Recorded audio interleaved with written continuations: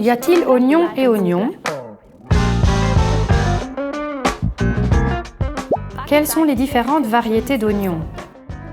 Les oignons se différencient à la fois par leur couleur et par leur taille, mais aussi par leur piquant. On peut donc les utiliser différemment.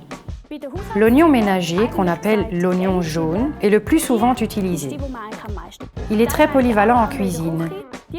On le fait frire à la poêle, on le fait braiser, on le hache. C'est l'oignon le plus fort. En général, on n'aime pas le consommer dans les salades. L'oignon rouge, c'est l'oignon le plus beau. Il est un peu sucré et un peu plus doux que l'oignon jaune. On l'utilise surtout pour les salades et les burgers. L'échalote est très douce. C'est la petite sœur de l'oignon jaune. Elle est très douce et c'est mon oignon préféré. Je l'utilise surtout pour les vinaigrettes, sur les salades. On peut aussi la manger crue ou cuite à étuver dans un risotto.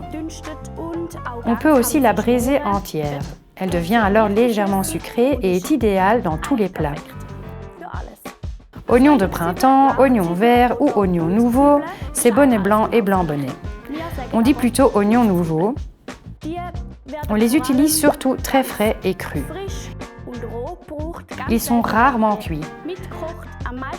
On les trouve surtout dans les soupes ramen et dans les autres plats asiatiques. Le vert a un goût proche de la ciboulette. Et on peut hacher le bulbe comme pour les autres oignons.